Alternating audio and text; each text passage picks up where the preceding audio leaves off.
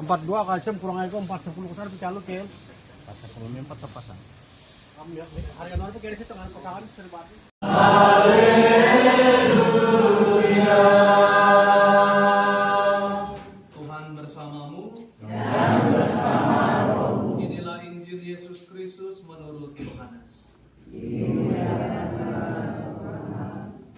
Setelah Yesus wafat di salib pada malam pertama sesudah hari Sabat, berkumpullah murid-murid Yesus di suatu tempat Yahudi. Pada waktu itu datanglah Yesus berdiri di tengah-tengah mereka dan berkata, "Damai sejahtera bagi kamu." Sesudah berkata demikian, Yesus menunjukkan tangan dan lambungnya kepada mereka. Murid-murid itu bersukacita ketika mereka melihat Tuhan.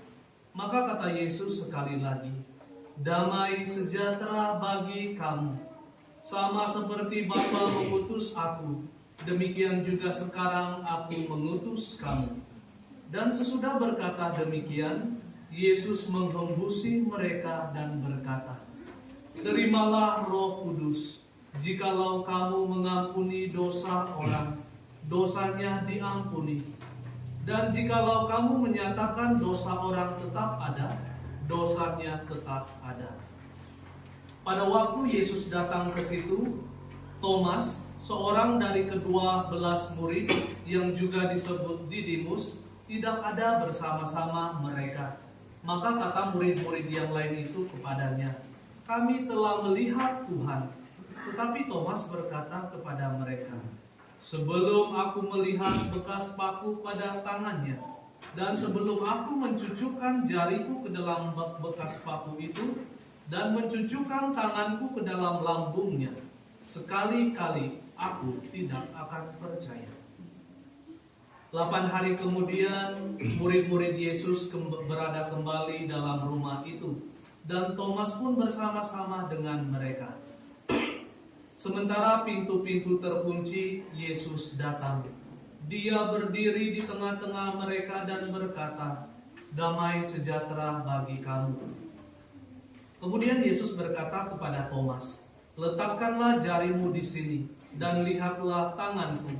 Ulurkanlah tanganmu dan cucukkanlah ke dalam lambungku, dan jangan engkau tidak percaya lagi, melainkan percayalah."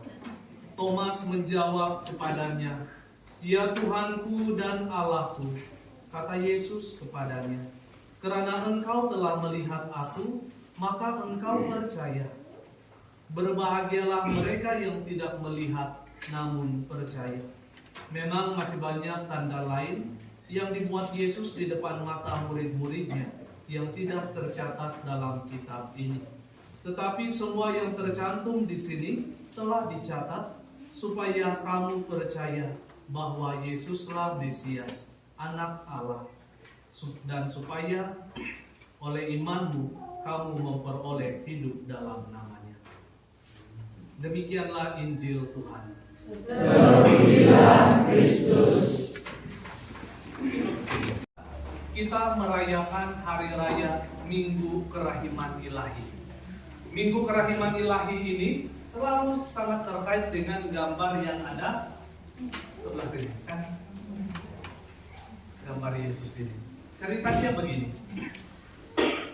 Pada tahun 1931 sampai 1938, Yesus menampakkan diri kepada seorang sister muda, yaitu Sister Faustina.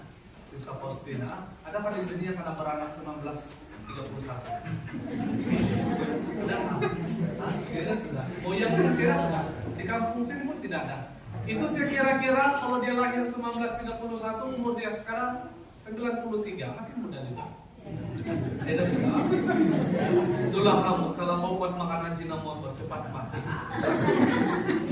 Jadi tidak lama. Kalau kurang lebih 90-an tahun yang lalu, Yesus menampakkan diri kepada sister ini, Sister Faustina. Dia sangat muda ketika masuk biara, dan dia meninggal di usia muda juga, 33 tahun, macam Yesus. Suatu ketika Yesus menampakkan diri kepada dia dalam rupa ini. Dia cuma pakai jubah putih sederhana macam di pelayan altar punya lah, dan berikat pinggang. Sangat sangat sederhana. Dia tidak datang sebagai raja yang ada mahkota, tapi tidak, dia hadir sebagai yang sangat sederhana. Dan satu permintaan dia minta sama Santa Faustina, sister, dia bilang, tolong cari pelukis, lukis seperti yang kau nampak ini. Bahwa ngam itu di hati dia itu ada 2 pancaran cahaya, merah dan satu warna pucat. Dan itu melambangkan, masih ingat ke masa Jumat Agung? Jumat Agung, Yesus ketika dia disalib itu, ada seorang askar yang cucuk lambung dia, Pak. Dan itu ngam di hati, di jantung. Ketika anak cucu, itu askar dia tarik, apa yang terjadi? Keluar air dan darah. Betul, keluar air dan darah. Dan Yesus menampakkan diri itu seperti itu dengan ada cahaya yang keluar dari hati dia. Itu melambangkan, itu mengingatkan yang terjadi masa Jumat Agung. Tuhan Yesus minta sama Santa Faustina, dia bilang apa? Kau tulis ini gambar, kau lukis ini gambar, supaya di mana-mana ini gambar akan dihormati, supaya semua manusia kalau nampak di gambar selalu ingat bahwa saya itu Allah yang Maha Rahim, dia bilang, Pak. Kenapa waktu itu terjadi? Orang takut mau balik sama Tuhan, Mbak. Takut mau balik sama Tuhan. Kalau dia sudah berdosa besar, dia mau berdoa sama Tuhan, dia bilang, Tuhan masih terima saya kah tidak ini? Kamu pernah mengalami seperti itu? Masih Tuhankah sayang saya ini? Masih Tuhankah ingat apa dengar doa-doa saya? Tuhan dengan gambar kerahiman ini mau mengingatkan kita bahwa tidak ada satu dosa pun yang dapat memisahkan kita dengan Tuhan. Allah itu penuh kasih, yang akhirnya kita sebut sebagai kerahiman. Kamu tahu maksud kerahiman itu apa? Masya Allah. Kerahiman itu maksudnya apa? Nunuan itu tidak kerahiman. Itu kerahiman itu mau menunjukkan kasih sayang, pengampunan yang lebih besar daripada kau cuma bilang I love you. Jadi kerahiman itu kalau dalam bahasa kitab suci atau dalam bahasa Yesus, Yesus bangsa apa? Bangsa apa? Tidak jawab. Tidak yakin. Yesus bangsa apa? Yahudi. Betul, bangsa Yahudi. Dan bahasa Yesus nepe yang dorang pakai nepe itu kan selalu karena sebut sebagai bahasa Ibrani atau bahasa Arama, itu bahasa ibunda dorang. Kalau kita macam yang musuh, enggak dia bilang. Jadi dalam bahasa Yesus, kerahiman nepe itu kan rahimin dia bilang gitu.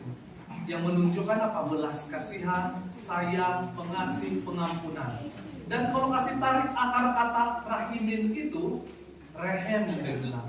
Artinya apa? Rahim seorang ibu, rahim seorang ibu. Maka kerahiman ilahi itu mau mengingatkan, Yesus mau kasih kita semua bahwa Tuhan itu walaupun dia Bapa, tapi kasih dia sama kita semua ini macam seorang ibu yang punya rahim. Rahim ini tempat anak bertumbuh, bahkan tuh anak tidak payah ambil selimut, dia rasa panas sejak mama dia kasih panas. Dia tidak payah bekerja, mama dia sudah kasih makan dia kan. Maka jangan heran kamu bilang, kenapa ini anak kain minum? Gara-gara dulu kawati masa kau mengandung ke kain minum 9 bulan mau masih hisap tumpung. Terdeluang sudah itu anak minum kan? Jadi rahim itu lambang cinta kasih pas seorang ibu bagi anak dia kan. 9 bulan pada jaga itu. Adakah ibu di sini yang 9 bulan sudah masih menari-nari begini? Tidak kan? Dia tidak mau yang terlalu banyak. Dia jaga kandungan dia, Pak. Tuhan, dia kasih ingat kita begitu, Pak. Walaupun saya ini bapak kamu yang sanggup mati untuk kamu, sanggup bekerja untuk kamu, mau kasih hidup kamu, tapi juga saya hati sebagai seorang ibu. Saya punya kasih sayang sebagai seorang ibu. Macam mana itu, Father? Oke, sederhana saja begini. Yang sudah kawin dan ada anak, coba angkat tangan mama-mama. Jangan kamu mengaku bujang. Kalau sudah kawin lah. Yang mama-mama, ibu-ibu, turun tangan. Oke, bapak-bapak, kamu jangan jawab. Ini bukan pertanyaan untuk kamu, untuk ibu-ibu semua. Kamu jawab sesuai dengan kata hati kamu. Anti-anti, ibu-ibu, mama-mama, coba bayangkan saat ini. Kamu naik kapal, perahu. Naik perahu, dan sekarang itu kan di Monsorulung punya sungai kering ya kan, tapi bayangkan tuh sungai Monsorulung sangat besar.